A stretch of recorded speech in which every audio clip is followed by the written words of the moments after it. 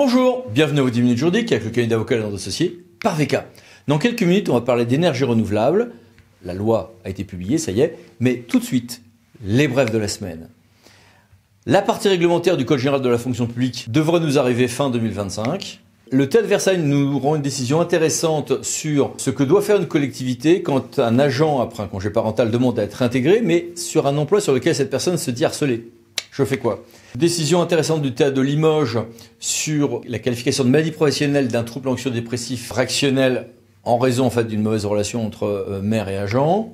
Et puis un mode d'emploi donné par le Conseil d'État sur les droits d'un fonctionnaire qui ne peut pas être intégré dans sa collectivité d'origine après une fin de détachement sur emploi fonctionnel. Il y a une décision du TED de Toulouse également en matière de locaux syndicaux. Et le TED de la Martinique qui nous rappelle, on le savait, mais c'est intéressant, c'est que la protection fonctionnelle, ce n'est pas que le paiement des frais d'avocat, c'est aussi, par exemple, des mesures matérielles visant à protéger, en l'espèce, l'agent d'une confrontation avec la personne qu'elle accuse de harcèlement. L'annulation contentieuse d'une suspension d'un agent pour faute grave n'appelle pas de mesures de régularisation de sa situation, nous dit l'ACA de Paris. Et puis protection fonctionnelle toujours, mais celle des commissaires enquêteurs. C'est pas des agents, c'est des collaborateurs occasionnels du service public. Oui, ils ont quand même droit à la protection fonctionnelle, même lorsqu'ils sont au titre d'un litige avec la préfecture sur, par exemple, leur présence ou leur radiation. Et radiation toujours des commissaires enquêteurs, celle-ci doit s'apprécier à l'aune uniquement de ce qui se passe dans l'enquête publique, nous dit l'ACA de Lyon. En matière de compte public, grosse actualité aussi. Alors, par exemple, premier élément, on avait des règles en droit français d'éjection du droit de la commande publique pour un certain nombre d'entreprises condamnées au pénal. Oui, mais c'était plus strict que ce que prévoit le droit européen. Bonne nouvelle, les articles 15 et suivants de la loi du 9 mars 2023 171 règlent l'affaire. Mauvaise nouvelle, il va falloir, quand on est acheteur public et qu'arrive une entreprise ex-condamnée au pénal, vers Marine ou autre, on fait quoi? Il va falloir suivre tout un mode d'emploi un peu compliqué. Bon courage. Bon courage aussi depuis un an pour nous tous dans l'application des règles sur les commandes publiques et l'inflation. Évidemment, ça entraîne son lot inévitable de bêtisiers, comme une décision ici du TA de Lille, où une commune va demander au juge la suspension de clauses d'indexation d'un contrat séparé du reste. Enfin, ça, des choses qui ne tiennent évidemment pas la route. Le Conseil d'État, de son côté, nous dit que quand on a une délégation de compétences donnée au maire, le conseil municipal ne peut plus statuer là-dessus, ça on le savait. Et s'il statue, ça ne vaut pas retrait implicite de la délégation. Il faut bien explicitement retirer la délégation avant de pouvoir décider là-dessus, ce qui est un peu formaliste, quand même un peu rigide. Et puis, cette même décision est intéressante en matière de droit de préemption et, plus important encore sans doute, d'exception d'illégalité. Un permis ne peut être refusé au seul motif que le projet gênerait les voisins, nous confirme le Conseil d'État. Et le Conseil d'État également affine ce que doit être considéré comme une saturation visuelle en matière d'autorisation unique, essentiellement d'éoliennes, ce qui est important notamment à la lumière des dispositifs de la nouvelle loi. Le TED de Versailles nous confirme que en matière de PLU, rien ne sert d'attaquer une modification qui ne change rien pour les requérants. Alors vous allez me dire, on le savait déjà? Non, en réalité c'est un peu plus subtil que ce qu'on savait déjà. Et puis, le Conseil d'État a rendu une décision intéressante sur la prise en compte des questions de salubrité publique lors de la délivrance ou non d'un permis de construire. Et en matière d'autorisation environnementale, le juge est toujours plus souple s'agissant de ce qu'on appelle les régularisations dans le prétoire. Notamment, le juge ne peut pas préférer une annulation partielle alors qu'il pourrait faire cette régularisation pour peu que celle-ci ait été demandée. Les associations de protection de l'environnement ont un système d'agrément, une procédure à suivre pour être reconnue comme telle. Dans cette procédure, désormais, le silence vaudra décision implicite d'acceptation, décret du 7 mars. Le Conseil d'État a validé un autre décret qui, lui, portait sur l'extinction, la généralisation de l'extinction des publicités lumineuses la nuit, mais en disant il aurait fallu quand même laisser un délai d'1 mois aux entreprises pour que celles-ci s'adaptent. Pouvoir de police, quand j'ai des réunions, manifestations, conférences, spectacles. On sait tous qu'il y a des règles, d'abord d'établissement rendu public, parfois de déclaration pour certaines activités, oui, bon, très bien. Mais quand je veux utiliser une pouvoir de police, on a tous en tête, décision Benjamin de 33, je ne peux interdire par exemple un spectacle parce qu'il y a des risques de rixes ou autres, de troubles à l'ordre public, qu'en fonction des moyens dont je dispose pour les prévenir moi-même.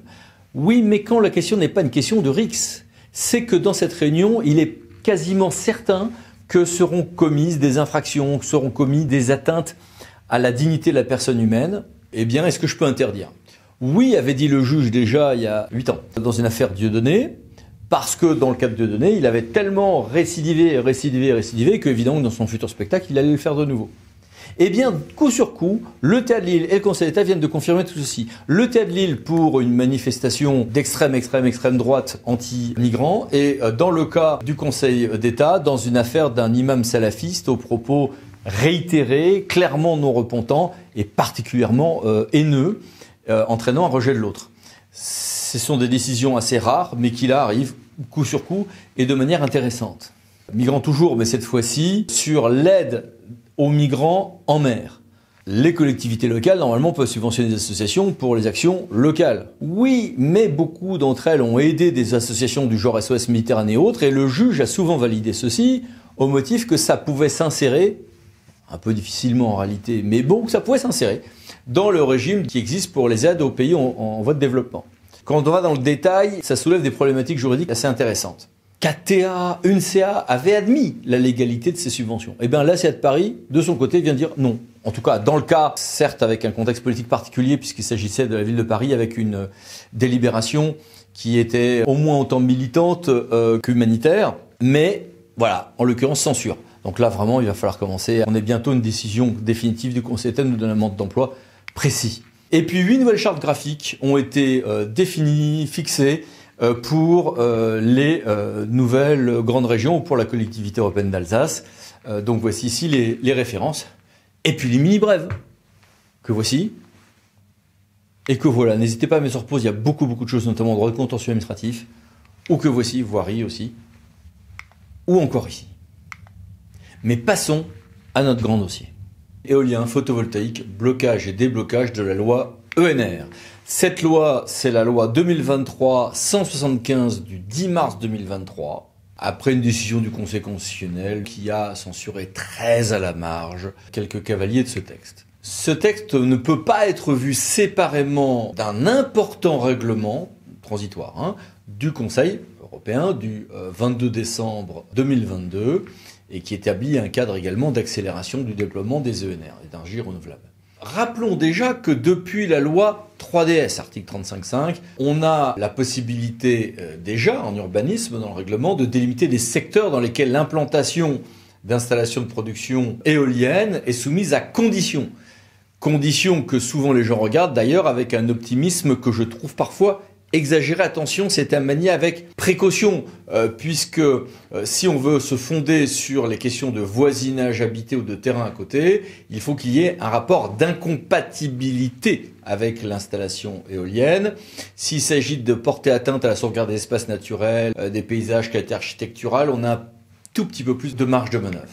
À ce régime qui permet de fixer des conditions, loi 3DS, s'ajoute d'ailleurs un certain nombre de cas d'exclusion dans la nouvelle loi, dans un certain nombre de cas assez limités, notamment voyez ici le dernier alinéa du texte que voici. Mais à côté de ceci, et à titre principal, c'est un système de zone d'accélération que l'on a avec un dispositif de planification territoriale. Vous vous souvenez que dans les débats parlementaires, on s'est demandé finalement est-ce que ça pourrait être le maire qui refuse, mais dans certains cas, ou qui promeut. Ça mettait le maire en position, en réalité, d'être pris un peu en otage entre les pour et les contre, et de devenir finalement, d'avoir un pouvoir, mais qui le plaçait en situation d'être vraiment le fusible de tous les débats, de tous les désaccords locaux. C'est un système plus complexe, mais qui permet aux communes d'avoir peut-être in fine, en réalité, un peu plus de marge de manœuvre qui a été retenu. On a un système de zones d'accélération pour l'implantation de ces installations terrestres de production d'énergie renouvelable et leurs ouvrages connexes. Ces zones ne pourront pas être comprises dans les parcs nationaux, réserves naturelles, etc. Et de manière, il y a un certain nombre d'exceptions sur la production en toiture et il y a certaines possibilités de faire l'ENR en dehors de ces zones d'accélération. Il y a aussi d'ailleurs un régime de photovoltaïque spécifique en l'absence de SCOT, article 39 de la loi. On va avoir des référents chargés de l'instruction de ces projets d'énergie renouvelable dans chaque préfecture. Une phase ensuite d'information par l'État et les gestionnaires de réseau des collectivités. Une phase de concertation du public à la charge des communes. Les communes auront à identifier des zones d'accélération par délibération dans un délai de 6 mois après un certain nombre de consultations. Et ensuite, il y aura un débat au sein de chaque EPCI à fiscalité propre en lien avec le projet du territoire. Sur cette base, le référent préfectoral va faire un projet de cartographie des zones d'accélération. On va demander au comité régional de l'énergie son avis, 3 mois. Si cet avis nous dit que tout ceci est insuffisant, on peut faire un système de zones d'accélération complémentaire à la demande du référent, et à charge pour les communes de le faire, avec un nouvel avis du comité régional de l'énergie.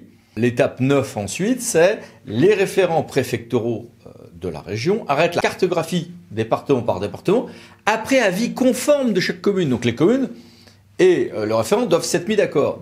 Oui, mais si on s'est pas mis d'accord justement, s'il y a un des deux qui bloque ou les deux, eh bien à défaut, les référents préfectoraux demandent aux communes d'identifier de nouvelles zones. Et il peut y avoir à mon avis un jeu à ce stade contentieux voire précontentieux complexe d'attaque par exemple de refus communal avec injonction ou des choses comme ceci. Il y aura possibilité pour les communes de délimiter des zones d'exclusion dès lors que les objectifs régionaux sont atteints. Et étape 12, tous les 5 ans, on recommence. Les éoliennes en mer qui ont déjà un régime, y compris contentieux, très spécifique, ont également un système de planification avec un document stratégique de façade et des zones prioritaires à l'horizon 2050. Priorité d'ailleurs de ces implantations pour la phase zone économique exclusive hors parcs nationaux. Mutualisation possible de plusieurs débats publics avec association des collectivités, en tout cas celles qui sont à moins de 100 km de la zone d'implantation. Et une première cartographie des zones prioritaires d'éoliennes en mer prévue pour 2024. C'est un point très important, une présomption, ça se retrouve dans le droit européen aussi d'ailleurs, de reconnaissance de la raison impérative d'intérêt public majeur en matière de dérogation espèces protégées pour certains projets d'énergie renouvelable, le tout affiné par décret. Très important. Il y a ensuite toute une autre série d'autres choses dans cette lourde loi qu'on est obligé de survoler un petit peu rapidement ensemble avec des référents préfectoraux à l'instruction des projets, une plus grande régularisation encore en contentieux administratif, alors qu'on a déjà beaucoup assoupli. Un fonds de garantie facultatif mais qui permettra aux gens de se lancer dans l'aventure avec indemnisation si c'est annulé par le juge administratif, facilitation du photovoltaïque sur certains espaces de bord de route, d'autoroute, des voies ferrées fluviales avec toute une série d'exceptions. Les parkings extérieurs existants de plus de 1500 m² devront être équipés de panneaux solaires à terme 50% de la surface, mais avec toute une série d'exceptions là aussi. Et pour les bâtiments non résidentiels neufs ou lourdement rénovés, les toitures solaires devront être en toiture solaire pour 30% et 50% même en 2027. Là aussi avec un certain nombre d'exceptions. Il y a un encadrement fort assez restrictif de l'agrivoltaïsme, une prise en compte de la saturation visuelle pour les éoliennes, confère une décision du Conseil d'État du 1er mars 2023 qui déjà définit ce qu'il en est. Pour la continuité écologique des cours d'eau, il y a toute une série de mesures, la suppression d'une dérogation qui de toute manière a été censurée par le Conseil d'État pour les micro-barrages, pour les installations existantes surtout, et dérogation du débit à laisser en aval d'ouvrages hydroélectriques quand il y a un gros problème de niveau de cours d'eau, un volet méthanisation, l'obligation d'un plan de valorisation de leur foncier pour faire de l'ENR pour un certain nombre d'entreprises. Quand on va faire un projet hors zone d'accélération, eh bien, il faudra créer un comité de projet aux frais du porteur de projet, sauf pour les petites installations. Un régime facilité prévu de certificat de projet pour certaines sociétés d'économie mixte locale. Des ordonnances à venir sur les raccordements, avec notamment un volet ultramarin. Des souplesses accrues pour la mise en concurrence pour les projets sur le domaine public, avec possibilité de plus grande souplesse de procédure. Certains cas de concertation peuvent être plus souples que ce qui était prévu aujourd'hui en droit. On a un observatoire qui est créé. Il y a un volet désimperméabilisation des sols pour certaines aires de stationnement. Il y a des études de faisabilité pour les organismes de logement social à prévoir pour donc ces questions d'ENR. Un rapport pour savoir si on n'a pas intérêt à obliger ou faciliter la couverture d'un certain nombre de toitures pour des bâtiments non résidentiels d'un revêtement réflectif, blanc ou autre, pour renvoyer le solaire. Il y a un volet ENR et hangar et quelques autres de bâtiments, etc. Ouf. Surtout ceci, voyons quelques grands acteurs et leur première réaction. Bonjour à tous les trois. Bonjour. Bonjour Eric. Commençons par toi Yann. Les communes, souvent prises entre les pour et les contre, ont ici un travail de planification opéré, avec, je crois, selon toi, un risque de mise en concurrence entre territoires. Puisque je dois satisfaire des objectifs régionaux, on peut toujours être tenté d'être soit le bon élève en voulant prendre le maximum de NR, ou au contraire, de laisser le développement des éoliennes aux voisins. Concurrence qui, en raisonnant à l'échelle communale, en plus, peut se faire à l'échelle d'un même territoire cohérent d'une communauté. Et donc, du coup, être source de tension, voire même de propositions qui ne seraient pas cohérentes à l'échelle communautaire. Alors, la loi organise des mécanismes où la concertation se fait au niveau communal, avec une définition ensuite de la cohérence à l'échelle communautaire. Mais l'enjeu n'est pas d'arriver en rang dispersé. Il est important, à notre sens, eh bien, que le processus soit pris à bras le corps à l'ensemble, sur l'ensemble d'un territoire cohérent. SCOT, PLU, MIMA et échelle communautaire. Donc, nous, on recommande effectivement d'engager des études qui permettent eh bien, d'apporter une visibilité d'ensemble, de travailler en parallèle sur la définition des zones et aussi sur les documents d'urbanisme. Il est important finalement de les traiter sous plusieurs angles. La sécurisation juridique des procédures, évidemment, mais également l'approche technique, pas que sur la définition de ces zones, mais sur la stratégie de développement d'un territoire. Et là, c'est une approche presque plus urbanistique et développement territorial, projet de territoire. Et également, évidemment, eh bien, la concertation, qui est un élément majeur, puisque ce sont bien les territoires qui se trouveront tout de même en première ligne sur l'animation de la réflexion et la présentation au grand public. Passons à vous justement, Madame la maire. En tant que maire, comment envisagez-vous les choses ? J'ai remarqué que cette loi donne maintenant la possibilité de rendre opposable la décision du conseil municipal par rapport à l'installation notamment d'éoliens ou de photovoltaïque sur sa commune. Donc ma façon de travailler est la suivante. Il faut d'abord regarder quelles sont les zones favorables éventuellement à ces installations, quelles sont les zones légalement impossibles à installer sur ces équipements, notamment par rapport au patrimoine ou par rapport au survol bas de l'armée.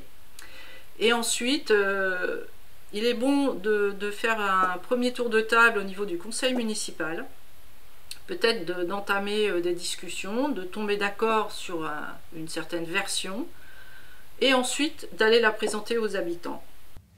Et maintenant, comment les envisagez-vous en tant que présidente de la communauté de communes ? Dans l'élaboration du PLUI, il sera nécessaire désormais donc de prendre en compte et en considération les délibérations des différents maires, des différents conseils municipaux concernant l'installation d'éoliennes ou de photovoltaïques sur leur territoire, leurs limites communales, et de faire en sorte d'agglomérer toutes ces décisions et dans notre document final, inscrire quelque chose qui soit cohérent et qui soit partagé, qui soit voté à la majorité.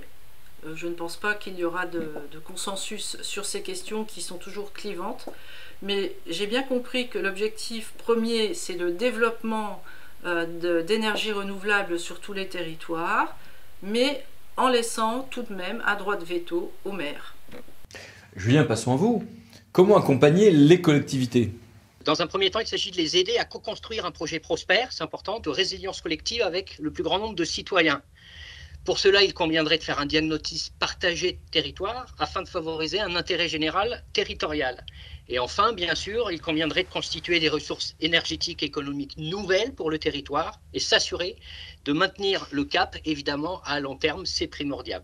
Et pour le coup, ce qui est important dans l'histoire, c'est d'être évidemment à l'écoute des besoins des collectivités territoriales.